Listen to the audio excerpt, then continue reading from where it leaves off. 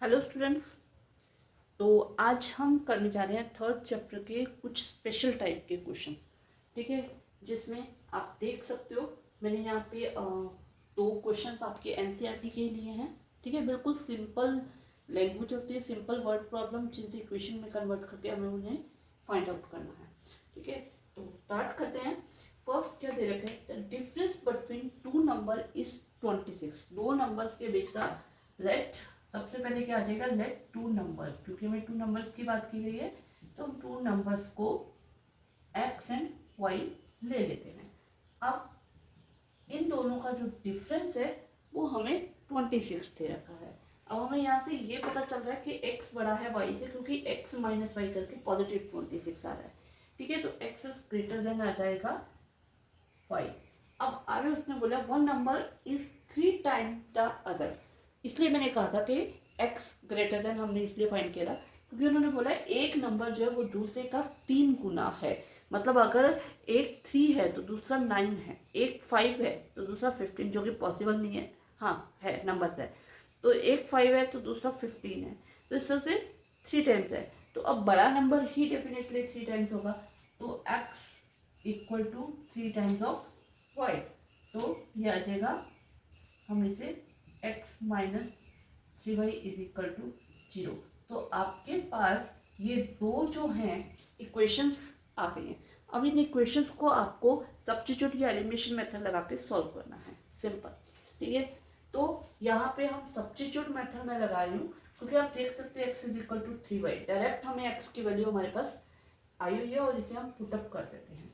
तो ये आ जाएगा, इसमें करना है, ये सेकेंड इक्वेशन है और ये फर्स्ट इक्वेशन है। Put in first x is equal to 3y, 3y minus y is equal to 26, 2y is equal to 26, y is equal to 26 upon 2 यानी कि 30। तो y की वैल्यू जो है वो 13 आ गई है।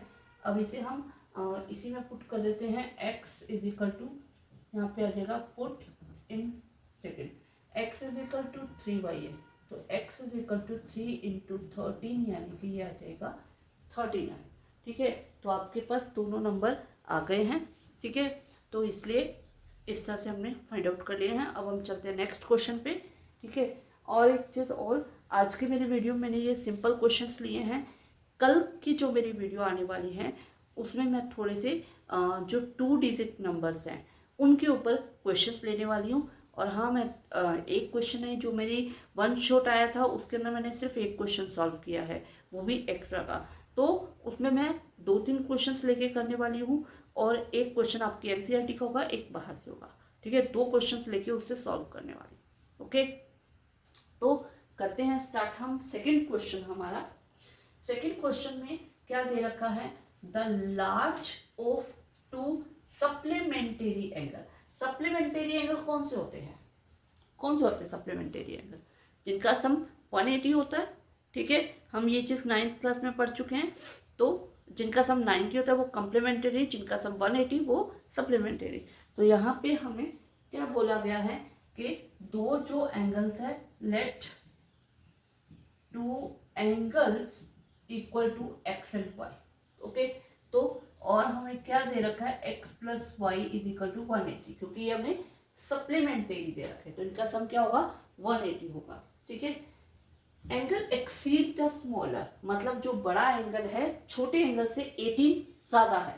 ठीक है, हम ये कह सकते हैं, मान लो हमने x बड़ा ले लिया तो हमारा आ जाएगा वो जो है y से 18 ज़्यादा है।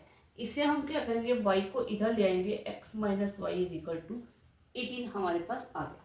तो हमारे पास ये दो इक्वेशंस आ गई हैं। अब इन इक्वेशंस को हमें सॉल्व करना है। लास्ट सम मैंने सब्स्टिट्यूट मेथड से किया था, ये सम हम एलिमिनेशन मेथड से करने वाले हैं। इस इक्वेशन को यहाँ ले आते हैं, x minus y is equal to 18। Mostly हम क्या करते हैं, उसके कोफिशिएंट्स को मल्टीप्लाई करके साइन चेंज करते हैं, लेकिन यहाँ पे हम देख रहे हैं, देखो ये दोनों बिल्कुल सेम है, वाई वाई और ऑपोजिट साइन है, हमें कुछ करने की जरूरत नहीं है, सीधा इन्हें हम कह सकते हैं कि ऐड कर देते हैं। ठीक है, तो x प्लस एक्स 2x होगा, y माइनस वाई 0 हो जाएगा। ठीक है, और ये जो है ये हम ऐड करेंगे तो ये आ जाएगा 198। ओके, तो यहाँ से आपकी x की वैल्यू आ जाएगी 99, x 99 आ गया। अब इसे हम पुटअप कर देते हैं इसमें, x यानी 99 माइनस, या हम इसमें पुट कर देते हैं 99 is equal to y plus 18। तो 99 minus 18 is equal to y, तो वाई आपके पास आ जाएगा 18, तो वाई आपके पास 81 आ जाएगा। तो यहाँ से हमारे पास दोनों एंगल्स की वैल्यू आ गई है। क्लियर हुए? बिल्कुल सिंपल सम है, लेकिन ऐसे सिंपल सम भी कई बार बच्चों को समझ में नहीं आते हैं कैसे लिखे, तो इसलिए ये सम करने जरूरी थे। ये दोनों आपके एनसीईआरटी के सम है, ठीक है। अब अगर एक्स्ट्रा सम में आपको कोई प्रॉब्लम आ रही है तो आप मुझे कमेंट में कर सकते हो, डेफिनेटली मैं उनको भी सॉल्व करवाऊंगी। ओके।